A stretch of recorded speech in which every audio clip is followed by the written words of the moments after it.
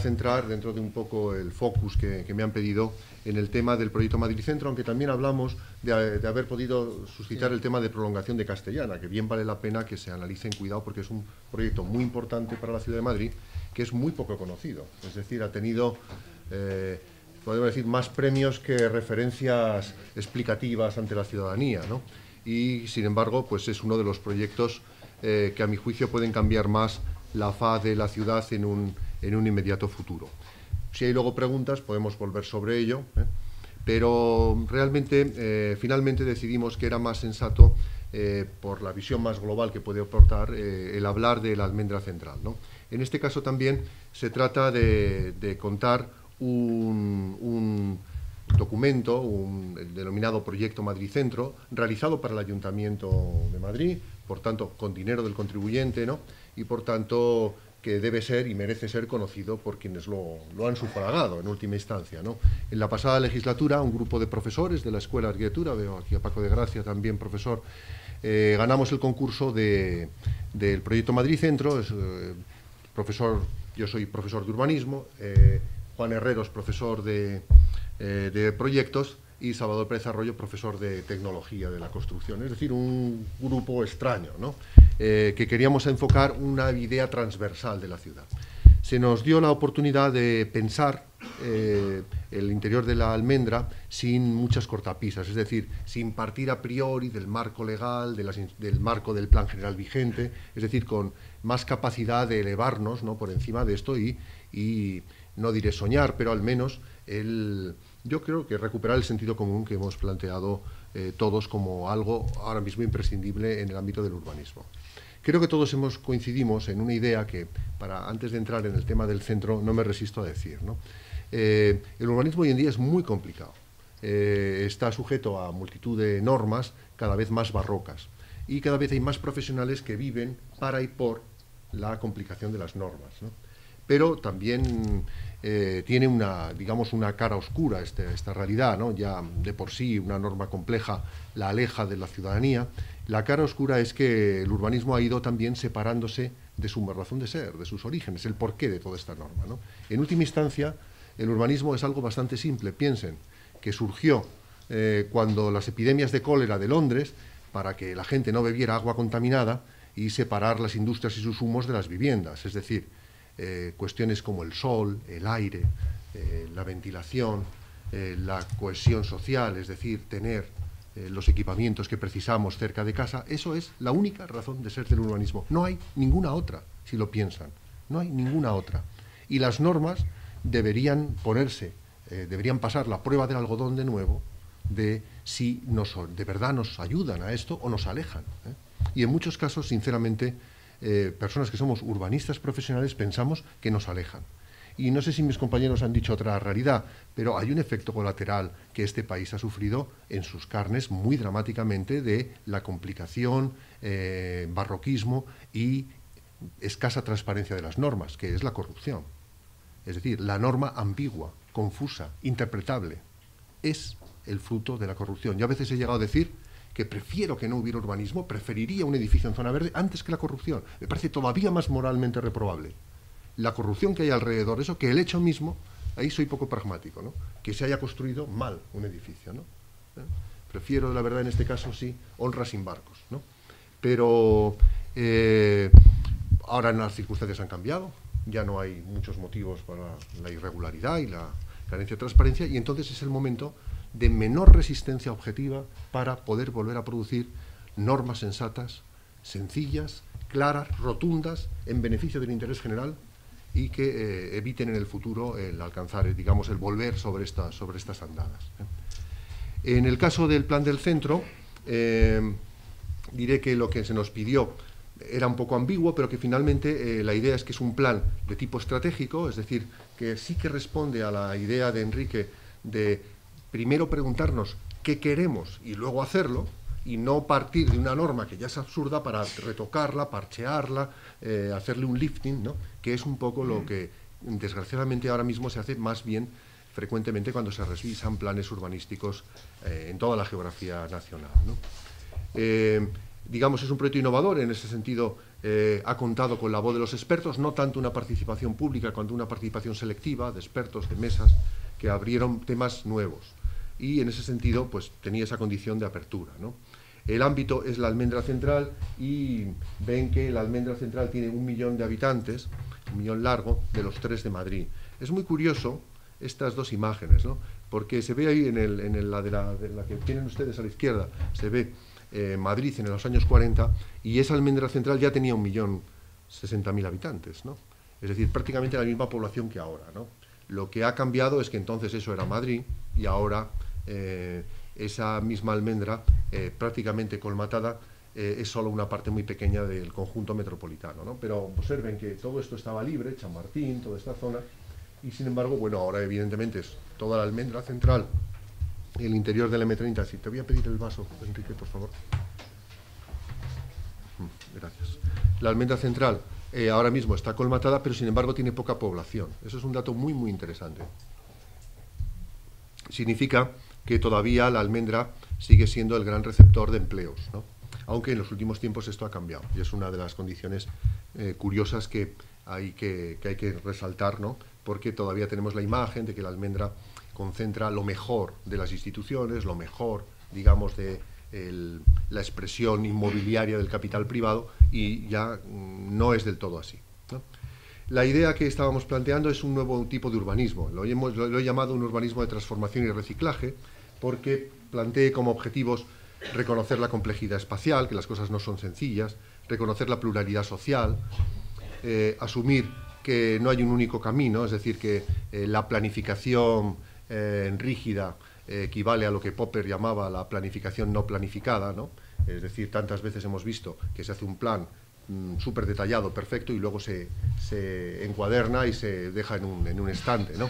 Esta era una crítica que hacía Karl Popper un poco a la vieja Unión Soviética, ¿no? Era todo tan perfecto, los planes quinquenales, que realmente no había mucho para la incertidumbre, y entonces al final, frente a la planificación ensacralizada, surgía la improvisación fragmentaria, ¿no?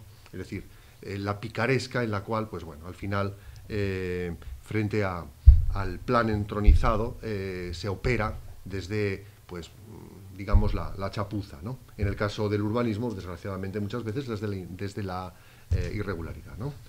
Abrir espacio a la innovación es fácil de decir, pero verán que luego, en el ámbito del centro, planteamos que Madrid es una ciudad potencialmente creativa, pero en todo caso a pesar de sus administraciones, que no han hecho nada para potenciar su creatividad ni estimular la innovación, ¿no? Y la idea de devolver la ciudad a los habitantes. A mí me gusta mucho esta idea, el delivery, que dicen los anglosajones, ¿no? Es la hora de que cada vez más ámbitos entren en la esfera ciudadana. Conocen ustedes en los modelos anglosajones de gestión urbanística, ¿no? Tienen menos normas, pero comités de ciudadanos muy severos y a veces muy conservadores también, ¿no? Opinan de los proyectos. Y opinan de los proyectos. Ahora mismo hablaba con un cliente importante que tiene ahora mismo un edificio en un solar de Edimburgo donde se pueden hacer 17 o 11 plantas. Lo decidirán los vecinos. Lo decidirá un jurado, por así decir, ¿no? De vecinos, ¿no? Y no la norma, a priori. Y lo decidirán con sus valores. Para una sociedad como la británica, que funciona con el common sense, es decir, donde no hay constitución, ¿no? Y donde la costumbre y el arraigo, digamos, es también fuente de jurisprudencia, esto es más factible. Nuestra sociedad, obviamente, lo tiene más difícil. Somos, en fin, como saben los que son expertos en derecho, tenemos un esquema normativo radicalmente distinto, más positivo, pero en todo caso no hay nada que impida que en más ámbitos la voz ciudadana pueda ser posible. ¿Y por qué no cuando se toman grandes decisiones? ¿Por qué no cuando se hace una plaza se escucha primero a los vecinos? Si es que es de sentido común, es para acertar. ¿Por qué no? Tuve la ocasión de asistir a alguna de estas asambleas de vecinos que se hacían así espontáneamente después del 11M, ¿no? Dije, después de la primera oleada, digamos, de grandes palabras de tipo ideológico, al final las cosas que se planteaban eran de una sensatez, de una inmediatez, que era de grabarlas y ponerlas al día siguiente. Es decir, estaban trabajando a favor del concejal del distrito, ¿no? Debía simplemente tomar nota y hacerlo, porque es que era de sentido común, ¿no? Eran cosas que bastaba ir a la calle y mirar. para ver, yo que sé, que faltaba una boca de protección de un alcantarillado, o que había irregularidades en el pavimento, como has dicho, es decir, las cosas básicas de la vida cotidiana, ¿no? ¿Cómo convencer a los ciudadanos que se quiere a la ciudad desde el ámbito público si no se empieza planteando un cariño a la ciudad en lo mínimo? Es decir, si hay basura en la calle, ¿cómo se va a decir que se quiere la ciudad? O sea, son cuestiones, para mi modo de ver, como previas, ¿no?, a cualquier otra cuestión.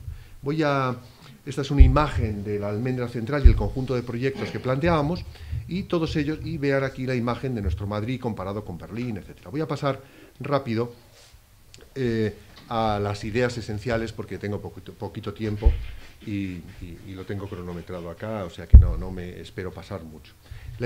Otra de las ideas importantes del plan del centro es la idea de pensar para optimizar, ¿no? Es decir, ¿por qué no utilizamos pensar para ahorrar?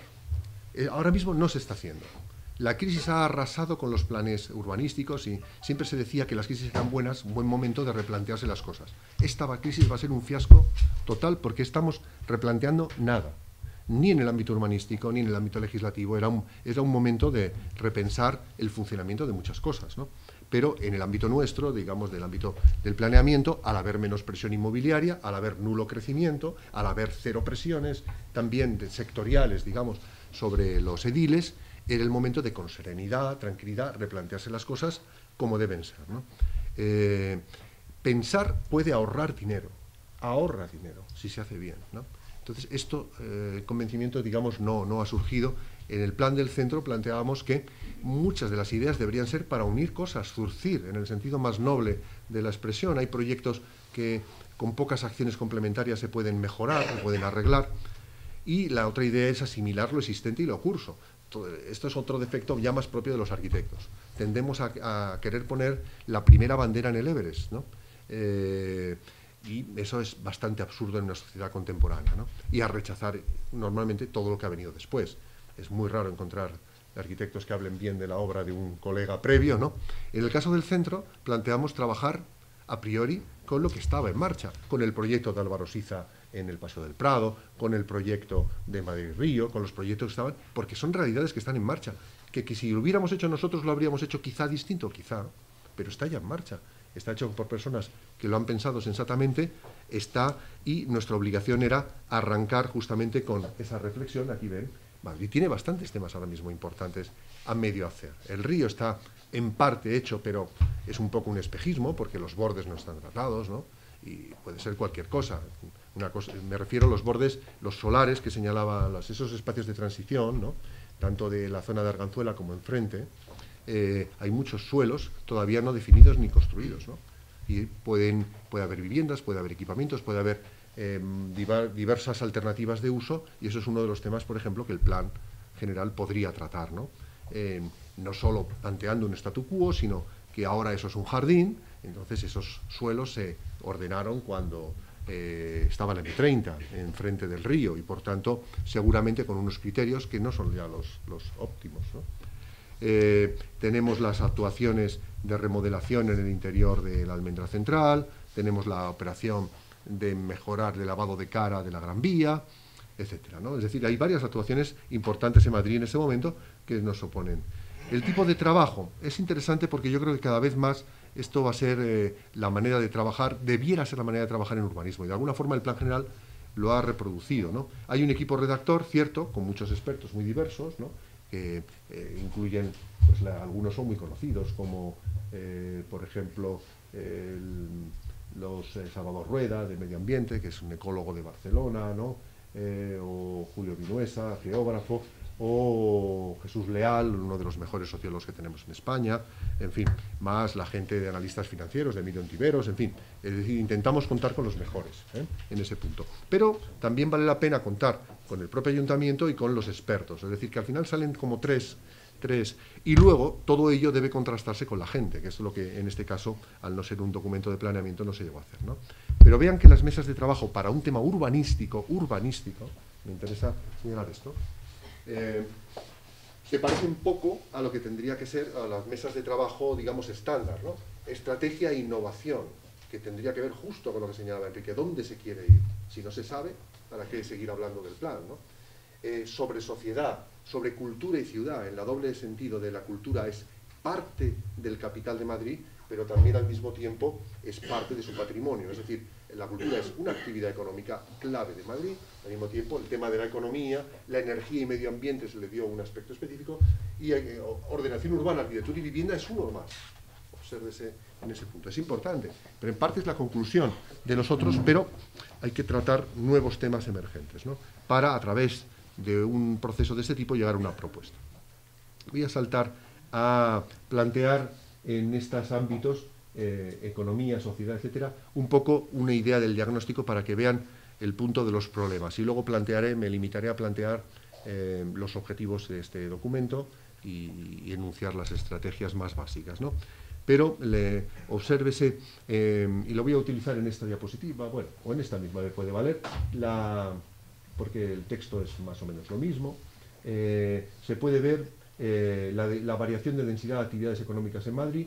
Está muy distribuida en el conjunto de la almendra, según más bien calles, ¿no? Pero lo más relevante de esto es que la almendra central está perdiendo peso relativo en la actividad económica. Es decir, no está ganando. El proceso de concentración ha parado. Ahora más bien hay un proceso de suburbanización. Es decir, la tendencia emergente no es a concentrar más empleo en la almendra, sino al revés. Y les voy a señalar, no sé si aquí me aparece ya, bueno, sí, aquí me aparece, por ejemplo, ¿por qué esto? Porque cada vez más acciones salen fuera. Esto es el megacentro comercial de San Sebastián de los Reyes, ¿no? El Plaza Norte, ¿no?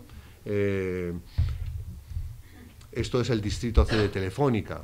No sé si he traído, podríamos poner el campus del Banco de Santander, ¿no? El nuevo campus del Banco de Bilbao. Es decir, la tendencia de las instituciones es salir de la almendra. Eso es nuevo, ¿eh? Es decir, que ahora mismo no se debería, a nuestro juicio, estimular que salgan instituciones de la almendra. La Administración da, a mi juicio, muy mal ejemplo también. La Ciudad de la Justicia, abortada por la carencia de fondos, a mi juicio es otro error de ese tipo, ¿no? Seguramente muchos de los juzgados están en muy malas condiciones y necesitan renovarse, pero crear toda una Ciudad de la Justicia en un lugar cerrado, acotado, etcétera, ¿no? Pues realmente no es un modelo urbano, ¿no?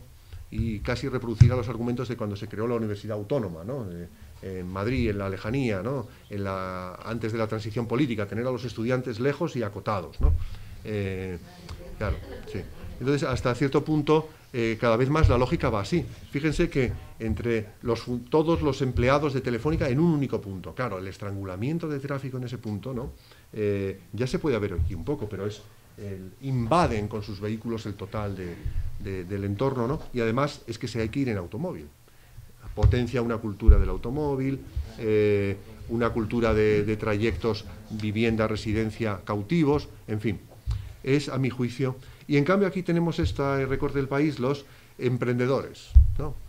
Son los jóvenes que han creado .com. Está el de idealista.com y algunos que ya son ya muy famosos, ¿no? Pero estos están, en el fondo, casi como topos, introduciéndose en el interior de la almendra. Muchas de las sedes las tienen cerca del Congreso de Diputados, ¿no? En muchos casos ilegalmente. Les voy a decir un ejemplo, para que no es secreto digamos, de sigilo que tengamos obligación de mantener por haber trabajado en esto, pero en todas las mesas, sobre todo en el ámbito de economía, se nos decía, porque participó mucho la Concejalía de Economía y toda la gente de Economía del Ayuntamiento, que a mi juicio ahí tienen muy buenas cabezas en los funcionarios, ¿no? Bueno, aparte de que consideran que la principal losa que tiene la economía madrileña es su plan general, por ejemplo, igual que, es decir, que no es que lo diga Enrique Bardají, es que lo piensa oficialmente gran parte del Ayuntamiento, siempre nos ponían como modelo del futuro de lo que querríamos en Madrid, un centro de investigación y desarrollo que tiene el BBVA ahí en la plaza cerca de Mejía Lequerica, en la zona de Santa Bárbara, en la plaza de Santa Bárbara, ¿no? Entonces, sí, hay un edificio ahí y tienen ahí en conexión prácticamente en tiempo real con el MIT y tienen ahí, digamos, un think tank, ¿eh? Bueno, pues este edificio es ilegal y ese uso es ilegal. Y al mismo tiempo que en las mesas estaba el tema saliendo como ejemplo, en la exgerencia de urbanismo se estaba organizando el expediente sancionador. ¿eh? Entonces, ese es un poco el problema, ¿no?, de esa esquizofrenia que se tiene con estas cosas, ¿no? La sociedad también ha cambiado muchísimo en estos años, ¿no? Lo que nos vino a ilustrar Jesús Leal, ¿no?, es que realmente se ha producido una revolución en Madrid en la década, ¿no? Era una ciudad hasta cierto punto homogénea, ¿no?, desde el punto de vista cultural, étnico, religioso, ¿no? Y, claro, incorporar un 10%, incrementar casi Madrid ha llegado a un 20%, ¿no?, en la almendra de población extranjera en tan poco tiempo. Es decir, hemos hecho lo que vivió París o Alemania o Berlín en 2 décadas y media en una, y ni siquiera en una, en menos años, ¿no?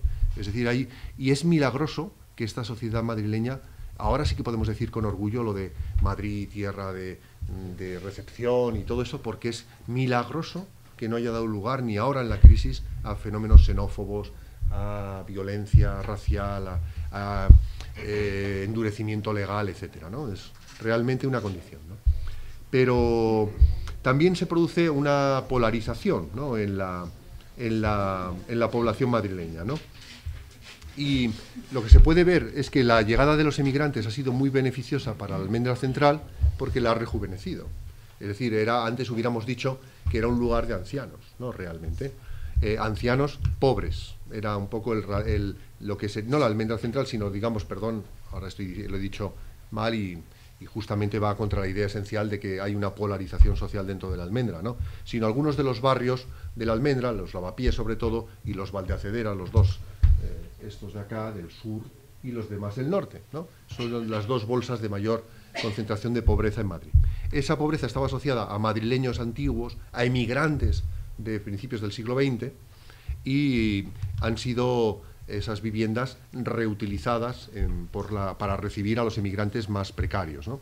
Con lo cual, nunca se ha llegado a arreglar las 20.000 viviendas sin baño que se detectaron en un censo que encargó el propio Enrique Bardají cuando era gerente de urbanismo, y que luego volvimos a ratificar en otro centro que él intervino ya como investigador, y que volvían a salir 20 y tantas mil, y siguen.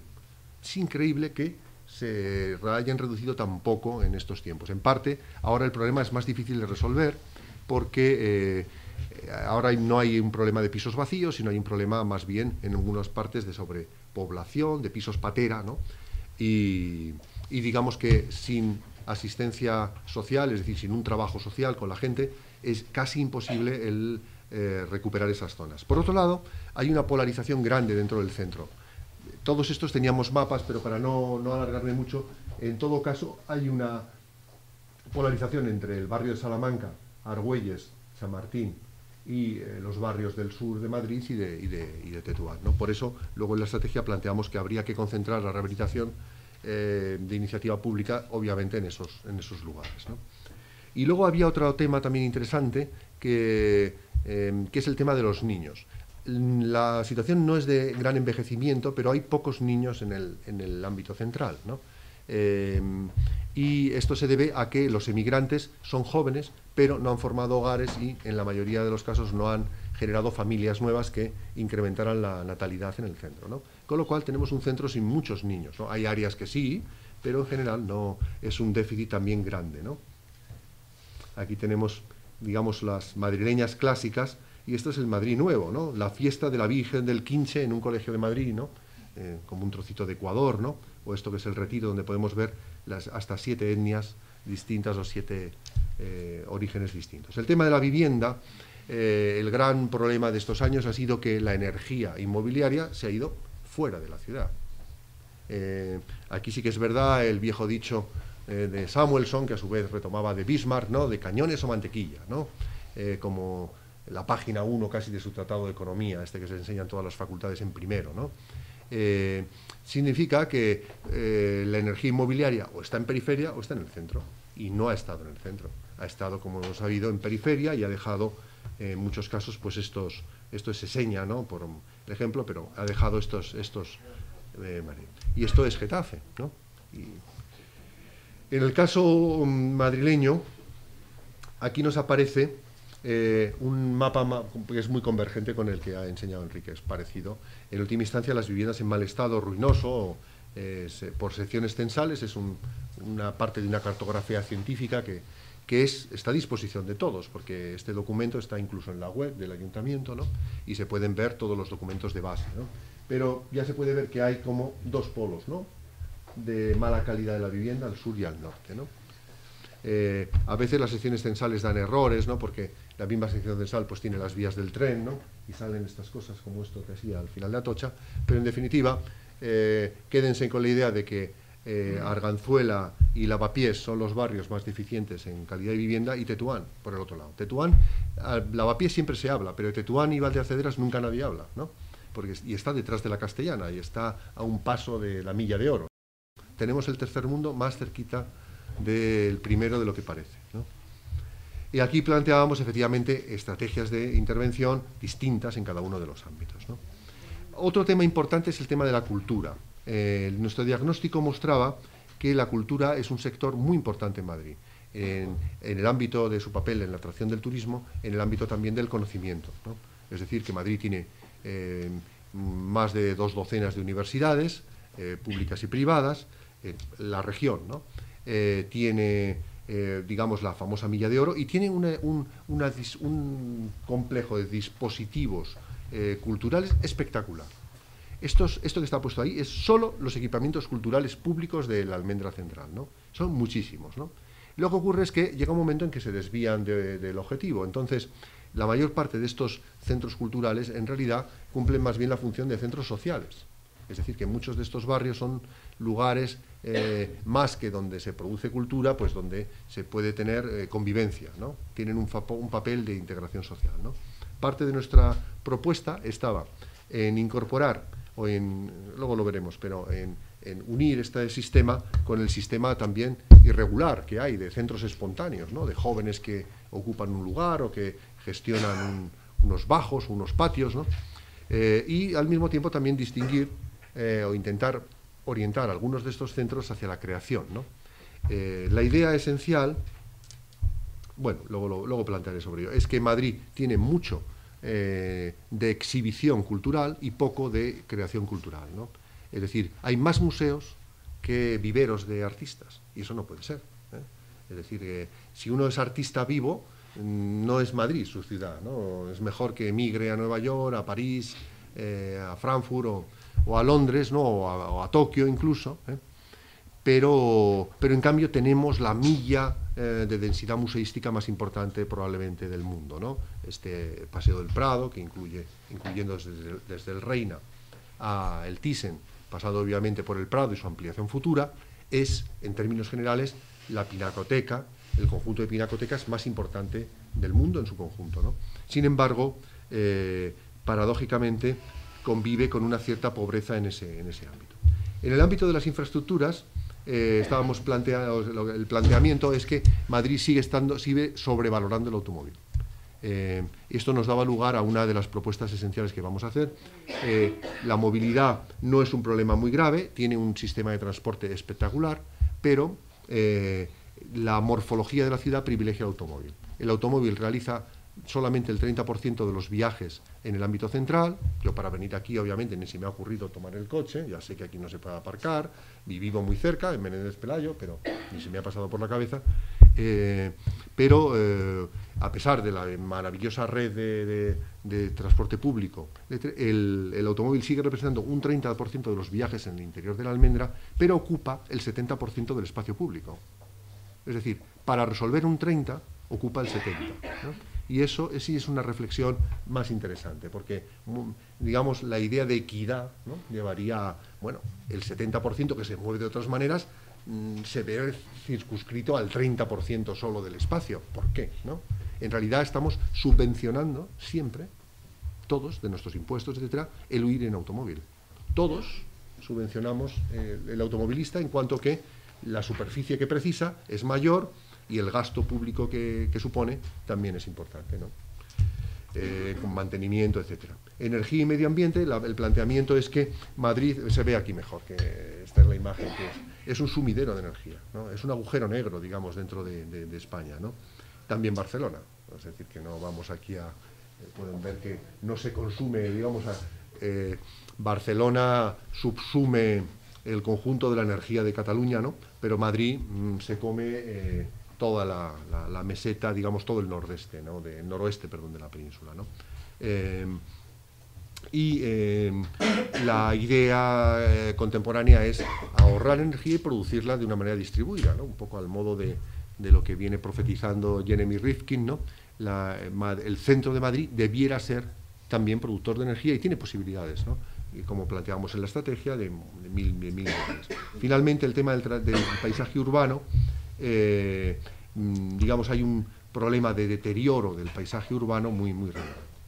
Voy a pasar a los objetivos, porque ya me estoy quedando sin tiempo y los centraré de una manera.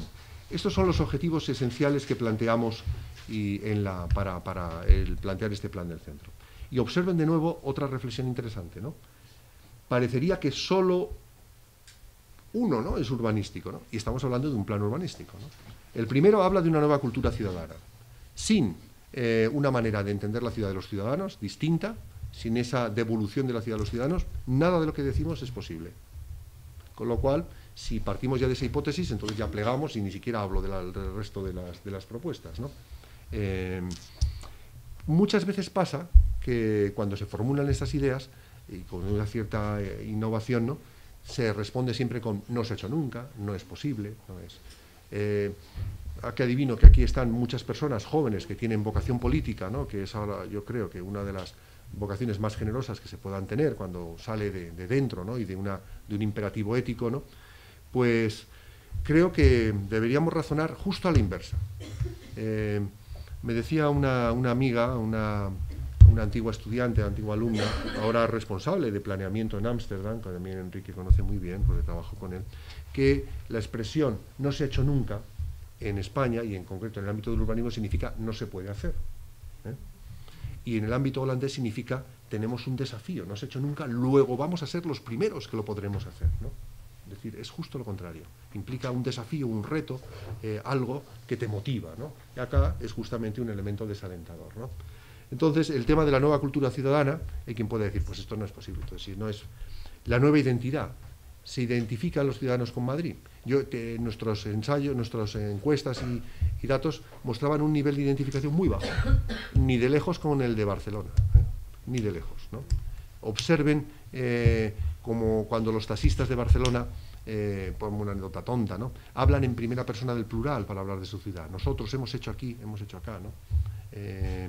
¿Cuántas veces piense cada uno, ha empleado la primera persona del plural para pensar en algo en relación con Madrid? Hemos mejorado, estamos arreglando el Paseo del Prado, ¿no? Muy pocas veces, o nunca. Y entonces, sí.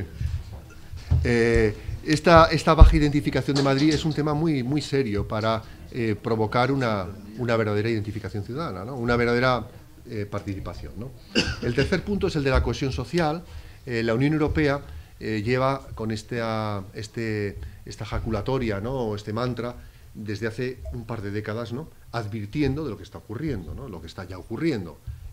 Revueltas en la periferia parisina, pero también en Lyon, revueltas en la periferia de Londres y otras grandes ciudades inglesas, ¿no?, y que en España no ha ocurrido. Y podría ocurrir si no se trabaja adecuadamente el tema de la cohesión social, ¿no? Y el tema de la cohesión social tiene muchos flecos.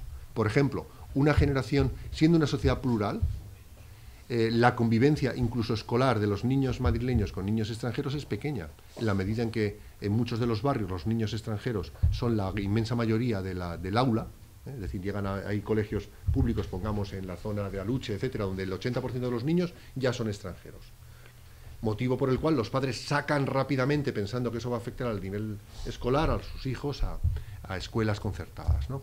Esto en Estados Unidos ya se ensayó hace un tiempo.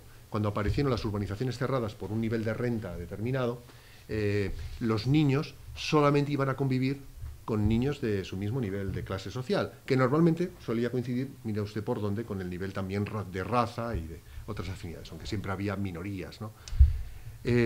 Los sociólogos vaticinaban que eso era un drama para un país como América, donde más allá de la bandera tienen muy poco en común, por eso tanto énfasis en la bandera, evidentemente, ¿no? Donde las maneras de expresarse en lengua, religión, etcétera, son extremadamente variadas y, por tanto, donde la convivencia es esencial, ¿no? Supongo que la elección del presidente, el primer presidente afroamericano, ha hecho más a favor de esto que 1 millón de discursos y de acciones de otro nivel, ¿no? Pero en el caso español me preocupa principalmente el tema de que desde la infancia ya se vaya segmentando el este. No sé si ustedes se acuerdan, para mí el tema de la educación es un tema muy esencial y me extiendo un poco más de lo que...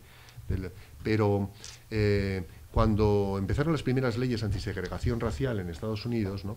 El presidente Johnson, que desgraciadamente pasó a la historia por los bombardeos en Vietnam y no por esta otra cuestión, que elaborador de la teoría de la Great Society, de la gran sociedad, estableció unas normas en las cuales los niños negros eran trasladados en autobús a colegios blancos y niños blancos en algunos casos a otros colegios. Es decir, se movía a los niños de área para que convivieran, ¿no?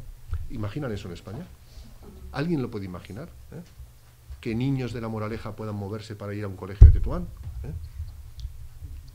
Es inimaginable, ¿no? Y estamos hablando de Estados Unidos, años 60, años 60, ¿no? Entonces, el tema de la cohesión social arranca, a mi juicio, por la educación. Es un tema que tiene que ver, pero hay cosas que también se pueden mejorar. Por ejemplo, la vivienda pública o la vivienda social puede estar también en la Operación Chamartín y no solo en Tetuán, puede estar en Lavapiés, es decir, puede difuminarse por el resto de la ciudad y no formar guetos en la periferia, lo mismo que la vivienda de mayor renta y lo mismo que los otros usos del suelo, ¿no? El nuevo urbanismo es lo que he explicado, es esa idea de que estamos en tiempos de no expansión, sino de transformación y reciclaje, y en Europa lo llevaban diciendo toda la década. Pero aquí no sonaba, esto sonaba, ellos dicen, ¿no? Pero nosotros seguimos alicatando la costa, ¿no? Entonces, realmente nos merecemos lo que tenemos, porque no se puede decir que no, hemos ido contracorriente, contra la evidencia, y ir contra la evidencia y contra el sentido común, en última instancia tiene costes, ¿no? Y la última reflexión se refiere a que el centro es un activo económico de primera naturaleza. Dicho esto, voy a pasar muy rápido a los 3 objetivos para no robar al debate final, a las estrategias, porque hemos planteado unas cuantas ideas que reflejarían esta filosofía. La primera, la estrategia de una nueva ordenación urbana es, ¿qué pasaría si en aquellas calles donde no existe ahora mismo un tráfico de paso muy relevante, es decir, en aquellas donde tenemos menos intensidad de tráfico, planteáramos sencillamente que fueran de uso preferente de los residentes? Nada de prohibir el automóvil, forma parte de la vida real de todos nosotros, ¿no? No es un tema radical, pero la verdad es que cada vez que se mantiene, a mí me tachan casi de jacobino, ¿no? En este punto de envolverme en la tricolor, ¿no? y lanzarme al asalto, ¿no? Pero lo que ven acá es, en blanco, las calles que se podrían mantener de paso. Y las verdes son calles que tienen, en realidad, un tráfico más limitado. Son las calles interiores del barrio de Salamanca, las más pequeñas, o de la Almendra, ¿no? En estas calles sería perfectamente factible el plantear el acceso solo de residentes. Pero no, sin nada especial, no hace falta poner mármoles el primer día, ni granitos, ni sencillamente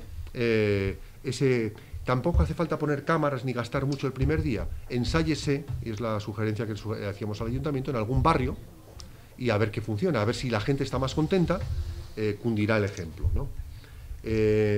Aquí pueden ver un poco cómo es un trocito del barrio de Salamanca, justo en la plaza del Marqués de Salamanca, ¿no? Entonces hasta la calle, esta me parece Alcalá. La idea sería que estos ámbitos pudieran ser calles más tranquilas, ¿no? Lo que los ciclistas llaman calles tranquilas, que ellos tienen un mapa, lo han hecho empíricamente y es un mapa el mejor de Madrid. En Madrid en bici tienen un mapa en la web que se llama Calles Tranquilas y este es lo hemos utilizado absolutamente y está hecho justamente como ahora, ¿no? Un conocimiento basado de mucha gente que aporta su granito de arena a la página, ¿no? Los aparcamientos se podrían dejar de momento en superficie, pero para quien se preocupe por los aparcamientos, cabrían todos los que ahora mismo están en superficie en estas 12 manzanas del barrio de Salamanca, cabrían en 3 plantas en un patio. O sea, no es infinito, no son tantos, Se podría hacer, Incluso podría ser un nuevo negocio, hacer estos aparcamientos, bien bajo las calles, bien. Permitiría que en ese perímetro se concentraran las actividades económicas, que se pudieran introducir actividades innovativas en el interior de la manzana, en la línea que ha señalado también Enrique, ¿no? Pero es un tema que hemos hablado muchas veces, podría dejarse un poco más de margen de libertad. Es decir, se trataría de crear una nueva célula urbana que fuera más tranquila, más... No es nada innovador esto que estamos planteando. Los que somos profesores y estudiosos del urbanismo, pues sabemos que lo que se llamaba la unidad vecinal, la neighborhood unit, es muy antigua, y esto es en realidad eso, que las áreas tranquilas de Buchanan, cuando se hablaba de calmar el tráfico en Inglaterra, también era esto. Es decir, es aprender, es volver a recuperar un poco la memoria de estas cosas. Y es una acción que se puede hacer paulatinamente, sin gran coste para el ayuntamiento y sobre la vista de si los vecinos están de acuerdo. Yo creo que en un momento de crisis es una acción ideal. Se cierran, se pacta con una comunidad de vecinos a través de debates con ellos, si lo ven bien o no lo ven bien. Si no lo ve bien un grupo, pues se hace en otro, no pasaría nada. Se ensaya con conos, es decir, y planteando al comienzo simplemente con unas señales de tráfico y unos indicativos, y si se ve que funciona, pues al final se podría extender al conjunto de la ciudad, ¿no? Bueno, y incluso mejoraría la sección viaria, ¿no? Pero en un primer momento no haría falta hacer esto, simplemente con el mero hecho de cortar al tráfico. Ahora vengo de Bogotá y se han atrevido a hacer eso en un trocito de una avenida muy importante en el centro de la ciudad, la carrera séptima, justo en el centro, ¿no? Y claro, ha sido una explosión de pronto de gente, es que hay como un placer especial en pasearte por donde está el asfalto, ¿no? Entonces, ahora ya creo que ya lo han convertido en irreversible. Pero me preguntó en la prensa, en una entrevista que me hacían allá, en El Espectador, qué opinaba de ese proyecto, ¿no?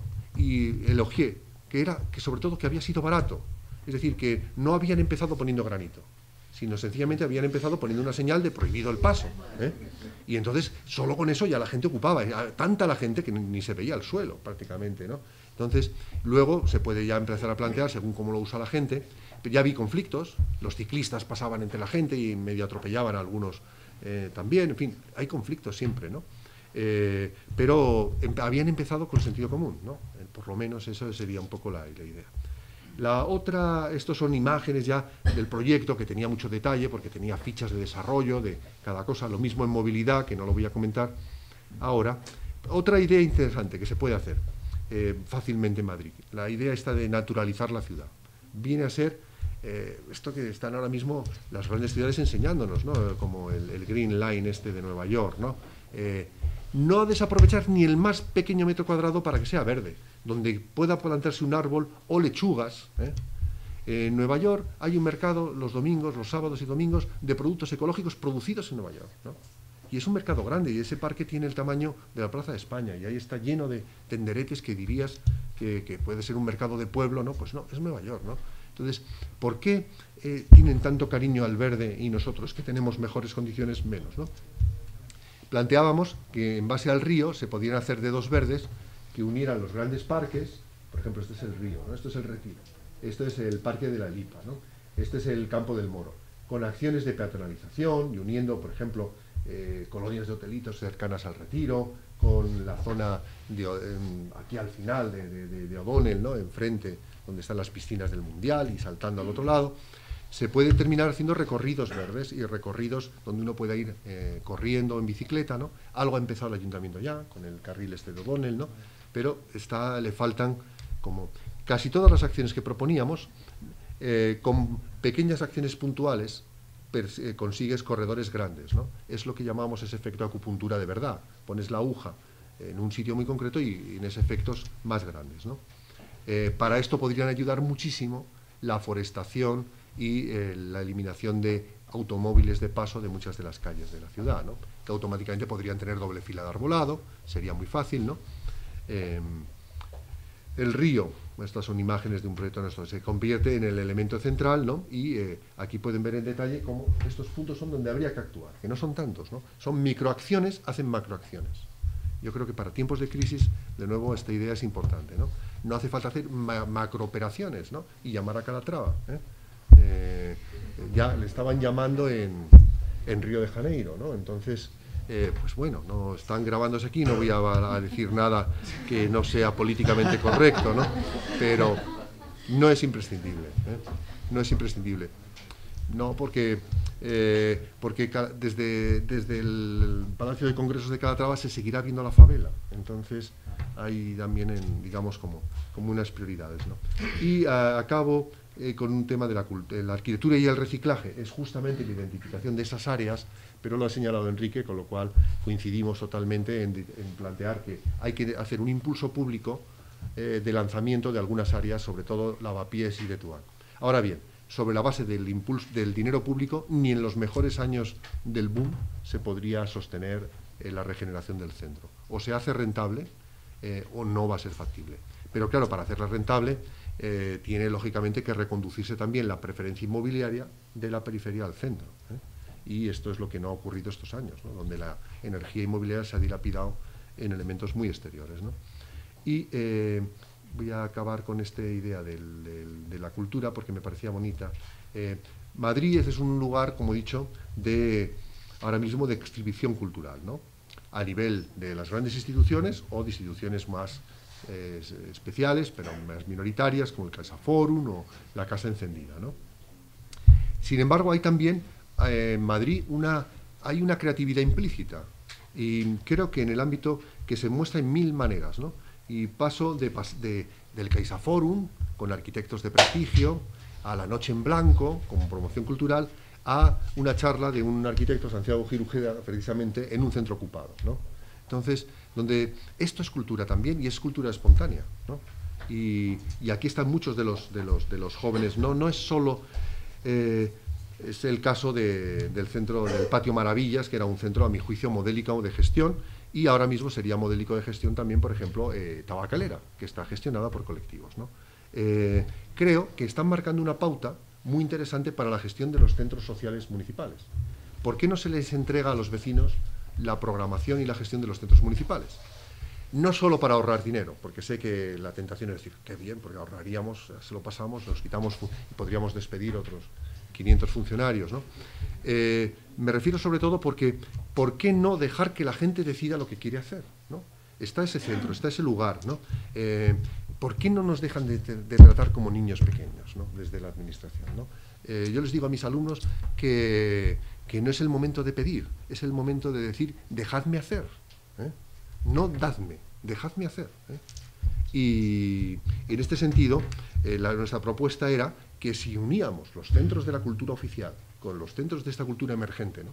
Porque es que no nos engañemos, de aquí no va a salir ningún pintor, esto aquí en todo caso exhibiremos y daremos la cultura media. Donde puede surgir cultura creativa es de aquí, es de los garajes, o sea, es de la franja, digamos, desde las buhardillas, ¿no? Picasso no se colgó el primer día en el Reina, pasó muchos años de frío en las buhardillas de París, ¿no? Donde tuvo que ir porque Málaga no era suficiente central, ¿no? Entonces, la idea es que Madrid necesita centros donde haya posibilidad de creación y necesita apoyo a la creación empresarial pequeña y al apoyo a la creación cultural, ¿no? Y al final generábamos itinerarios, ¿no? Y circuitos, ¿no? Que unían unos centros y otros, ¿no? El más interesante, voy a pasar rápido a esto, el más interesante a mi juicio, aunque es municipal, es este. O sea, el Ayuntamiento no hace cosas muy bien.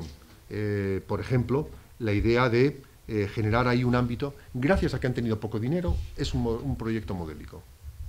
Si hubieran tenido, decía Lerner, este señor de Curitiba, que hablaba de la arquitectura, de la acupuntura urbana, ¿cómo acertar en urbanismo? Quítale un 0 al presupuesto.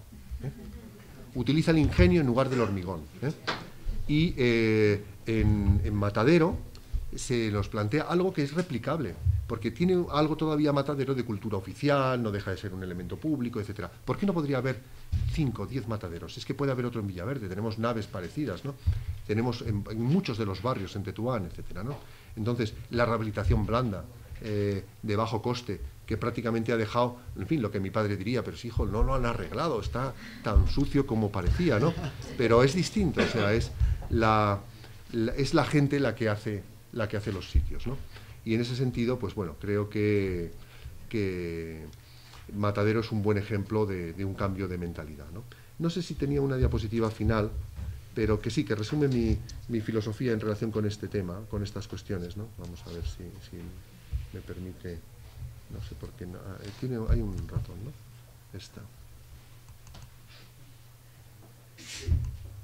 Esta idea, ¿no? De que desde este punto de vista el plan urbanístico, que hemos coincidido todos, no es tanto una norma burocrática como la expresión del compromiso recíproco entre administraciones y administrados en esa perspectiva del desarrollo sostenible, ¿no? Un plan hecho desde abajo y desde estos mimbres no es ya la losa que estamos planteando. Podrá tener imperfecciones, estará siempre abierto, pero en otra instancia, desde luego, será un instrumento útil para favorecer la convivencia y no, como tal, una losa. Perdón. Ya justo, He llegado casi al final, una losa sobre nuestras espaldas. Muchas gracias.